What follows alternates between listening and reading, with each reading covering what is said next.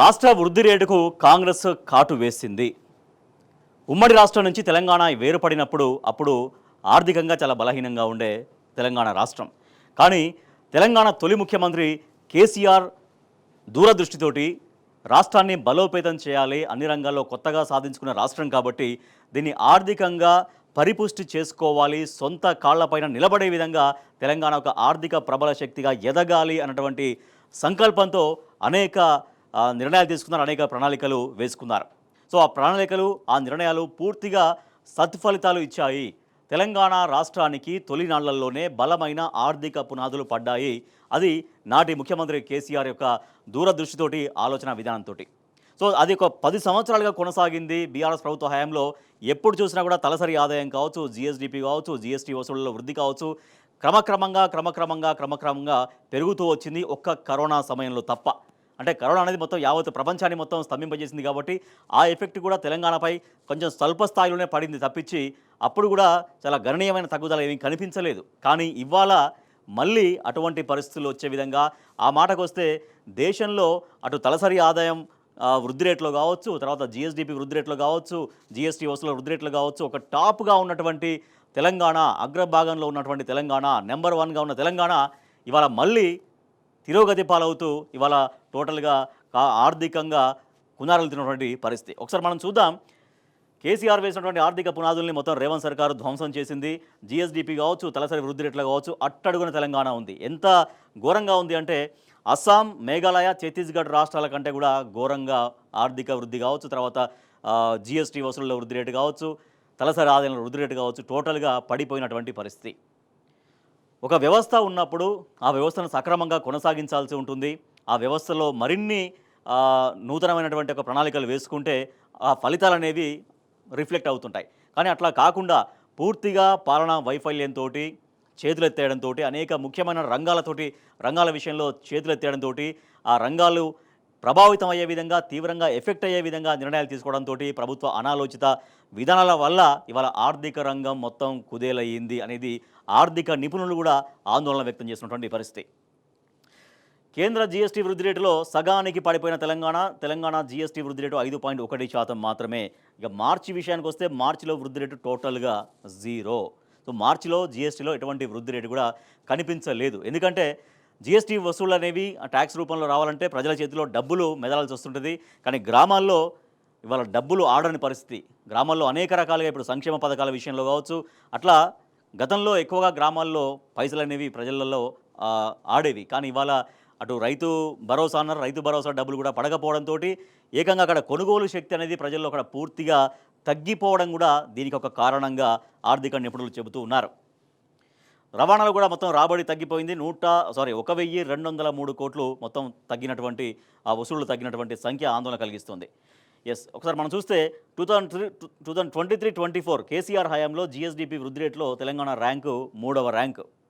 కానీ ఇవాళ రేవంత్ రెడ్డి ప్రభుత్వంలో 2024-25లో జీఎస్డిపి వృద్ధి రేట్లో తెలంగాణ ర్యాంకు 14వ ర్యాంకు పడిపోయింది. అంటే దాదాపు 11 ర్యాంకులు పతనం అయిపోయింది.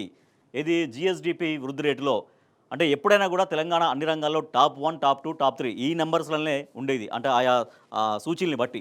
కానీ ఇవాళ 3వ ర్యాంకులో ఉన్నటువంటి జీఎస్డిపి వృద్ధి రేట్లో ఉన్న ర్యాంకు ఏకంగా 11 స్థానాలు పడిపోయి 14వ స్థానంలోకి వెళ్ళినటువంటి పరిస్థితి. ఇక తలసరి ఆదాయం విషయం కూడా తీసుకుంటే 15 నెలల్లో తలసరి ఆదాయం 2023-24 కేసీఆర్ హయాంలో తలసరి వృద్ధి రేటులో ర్యాంకు నెంబర్ 1. తలసరి ఆదాయంలో నెంబర్ 1, తలసరి ఆదాయం వృద్ధి రేట్లో కూడా నెంబర్ 1. కానీ ఇవాళ ఈ ఒకటి పక్కన మరొక ఒకటి చేరింది, అది 11 అయిపోయింది. అంటే 15 నెలల్లో తలసరి వృద్ధి రేట్లో పతనం 10 ర్యాంకులు పడిపోయాయి.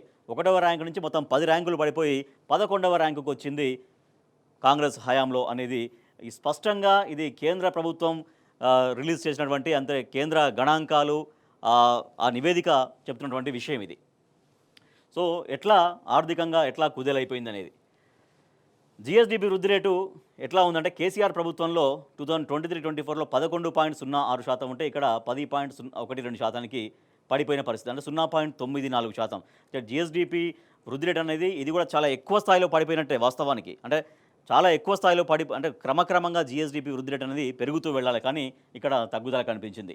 తలసరి వృద్ధి రేటు కేసీఆర్ ప్రభుత్వంలో 2023-24లో 14.1% వృద్ధి రేటు ఉంటే రేవంత్ ప్రభుత్వంలో అది 9.6%కి పడిపోయిన పరిస్థితి. 15 నెలల్లో పతనం ఎంత అంటే 4.5% మైనస్ అయిపోయింది. 4.5% పతనానికి వెళ్ళినటువంటి పరిస్థితి. సో మనం ఇక్కడ సూచి కూడా మనం చూడొచ్చు. తెలంగాణ జీఎస్డీపీ వృద్ధి రేటు శాతాల్లో దీని ప్రస్తుత ధరల్ని బట్టి అంటే 2014 నుంచి ఇప్పటిదాకా 10 సంవత్సరాల కాలంలో 14-15లో 12.202 ఉంటే 2015-16లో అది 14.24 అయింది. ఇట్లా క్రమక్రమంగా యావరేజ్గా పెరుగుతూ వచ్చింది. కానీ ఒక కరోనా సమయంలో మాత్రమే అది తగ్గిపోయినటువంటి పరిస్థితి. కరోనా అంటే మొత్తం ప్రపంచం మొత్తం ఆర్థిక సంక్షోభం ఎదుర్కొంది కాబట్టి ఆ ఎఫెక్ట్ అనేది ఇక్కడ కనిపించింది. తర్వాత 21, 22, 23 అట్లా పెరుగుకుంటూ వచ్చింది. ఇవాళ 24-25కి వచ్చేసరికి మాత్రం 10% పడిపోయినటువంటి పరిస్థితి. ఇక జీఎస్డీపీ వృద్ధి రేటు ర్యాంక్ కూడా ప్రస్తుత ధరల్ని బట్టి ఎట్లా ఉందో మనం చూడొచ్చు. తమిళనాడు, ఉత్తరాఖండ్, కర్ణాటక, అస్సాం, ఏపీ ఇవన్నీ టాప్లో ఉంటే తెలంగాణ 14వ స్థానానికి పడిపోయినటువంటి పరిస్థితి. ఇది జీఎస్డీపీ వృద్ధి రేటులో ముందుగా తమిళనాడు ఉంది, తర్వాత ఉత్తరాఖండ్, కర్ణాటక, అస్సాం, ఏపీ, రాజస్థాన్, హర్యానా, మహారాష్ట్ర, మేఘాలయ, జమ్మూ కాశ్మీర్, మధ్యప్రదేశ్, ఛత్తీస్గఢ్, హిమాచల్ ప్రదేశ్ తర్వాత తెలంగాణ వచ్చిన పరిస్థితి. ఇక్కడ ఉన్నటువంటి తెలంగాణ 3వ స్థానంలో ఉన్న తెలంగాణ ఈ ర్యాంకులన్నీ పడిపోయి 14 అంటే ఇక్కడ చివరి స్థానానికి వచ్చినటువంటి పరిస్థితి. ఇది జీఎస్డీపీలో వృద్ధి రేటు ర్యాంకు పడిపోయిన విషయం అయితే ఇక తలసరి ఆదాయానికి సంబంధించి తలసరి ఆదాయంలో తెలంగాణ అనేది నెంబర్ 1గా ఎన్నో సంవత్సరాలు కొనసాగింది.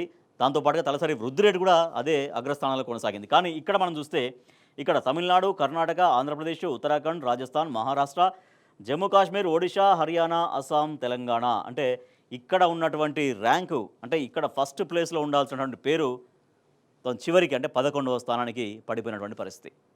సో ఇట్లా అంటే గతంలో బీఆర్ఎస్ ప్రభుత్వ హయాంలో ఒక బలమైన ఆర్థిక పునాదులు పడ్డ తర్వాత దాన్ని అట్లాగే కొనసాగించాల్సిన అవసరం ఉంటుంది. కానీ ఆ రాష్ట్ర ప్రభుత్వం తీసుకున్నటువంటి అనాలోచిత విధానాలతోటి ప్రజలు ఆగ్రహానికి గురయ్యే విధంగా అనేక నిర్ణయాలు తీసుకున్నారు. కాబట్టి ఆ నిర్ణయాల ఎఫెక్ట్ మొత్తం తెలంగాణ ఆర్థిక రంగం పైన పడింది. తెలంగాణలో 5 ఏళ్లలో మార్చి నెల జీఎస్టీ వసూళ్లు ఎట్లా ఉన్నాయనేది. సో మార్చి నెలలో తీసుకుంటే గత 2019 నుంచి లెక్కేశారు.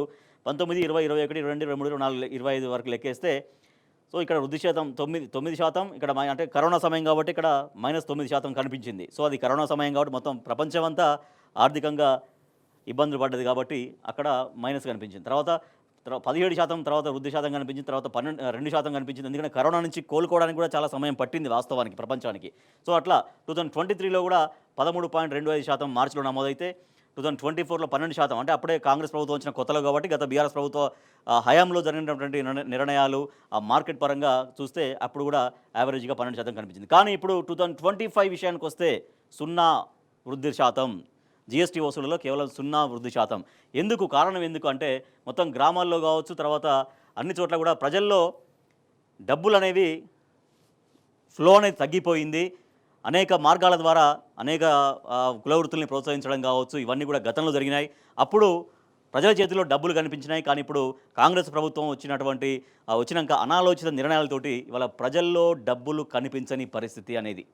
సో ఇట్లా అంటే గత 10 ఏళ్లలో బీఆర్ఎస్ ప్రభుత్వ హయాంలో ఒక బాటలు పడితే ఇవాళ ఆ బాటల్ని మెయింటైన్ చేయలేక ఆర్థిక రంగంలో మొత్తం మనం చూస్తున్నాం డౌన్. జీఎస్టీ టోటల్గా తెలంగాణ రాష్ట్ర ఆర్థిక ప్రగతి అంతా కూడా ముఖ్యమంత్రి రేవంత్ రెడ్డి హయాంలో మొత్తం డౌన్ దిశగా అంటే తిరోగమనం దిశగా వెళుతోంది. సో ఈ విషయం పట్ల తెలంగాణ తొలి ముఖ్యమంత్రి బీఆర్ఎస్ అధినేత కేసీఆర్ ఆవేదన వ్యక్తం చేశారు. రాష్ట్రం ఎక్కడ పోతేంది, ప్రజలు ఏమైపోతేంది, తమ స్వార్థ రాజకీయ అధికారమే పరమావధిగా పనిచేసే కాంగ్రెస్ పార్టీ నాయకులు తెలంగాణ ప్రజల పాలిట శాపంగా మారినరు. ఎంతో జాగ్రత్తగా తెలంగాణ రాష్ట్రాన్ని దేశంలోనే అన్ని రంగాల్లో ఆదర్శంగా నిలబెడితే దాన్ని నిలుపుకోవడం చేతగాక ఇప్పటికే రాష్ట్ర ఆర్థిక ప్రతిష్టను దిగజార్చిండ్రు అంటూ శనివారం నిర్వహించినటువంటి పార్టీ నేతల సమావేశంలో కేసీఆర్ ఆవేదన వ్యక్తం చేశారు. సో సహజంగా ఉంటుంది. ఎందుకంటే ఒక సవాల్ అంటే తెలంగాణ రాష్ట్రాన్ని సాధించడం అనేది ఒక పెద్ద లక్ష్యం, పెద్ద గమ్యం అయితే దాని తర్వాత నుంచి ఆ రాష్ట్రాన్ని నిలబెట్టుకోవడం అనేది పెద్ద సవాల్. ఆ సవాల్ని చాలా అలవోకగా స్వీకరించి దాన్ని విజయ పదాన నడిపినటువంటి ముఖ్యమంత్రి కాబట్టి జనరల్గా ఆయనకు ఒక ఆవేదన ఉంటుంది. అంటే ఎంతో బలమైన పునాదులు వేసి అన్ని విభాగాల్లో దేశంలోనే మొదటి స్థానాలలో అంటే నెంబర్ 1 కావచ్చు, నెంబర్ 2 కావచ్చు, అట్లా నిలబెడితే ఇవాళ తెలంగాణ రాష్ట్ర పరిస్థితి మొత్తం ర్యాంకులని దిగజారిపోతున్న పరిస్థితి కాబట్టి ఆయన సహజంగానే ఆవేదన వ్యక్తం చేస్తుంటారు. సో ఇప్పటికైనా రాష్ట్ర ప్రభుత్వం విధానాలు మార్చుకోవాలి, కొత్త ప్రణాళికలు వేసుకోవాలి, ఆర్థికంగా నిలబెట్టాల్సినటువంటి బాధ్యత ఉంటుంది. లేకపోతే ఇట్లనే మొత్తం అప్పులమయం కావడం, తర్వాత ఆర్థిక పరిస్థితి కుదేలు కావడంతో ఇంకా మరింత ఇబ్బందులు పడే అవకాశం ఉంది ఆర్థిక రంగంలో అనేది ఆర్థిక నిపుణులు కూడా ఆందోళన వ్యక్తం చేస్తున్నారు. అట్ ద సేమ్ టైం ఈ ప్రభుత్వాన్ని హెచ్చరిస్తున్నారు కూడా.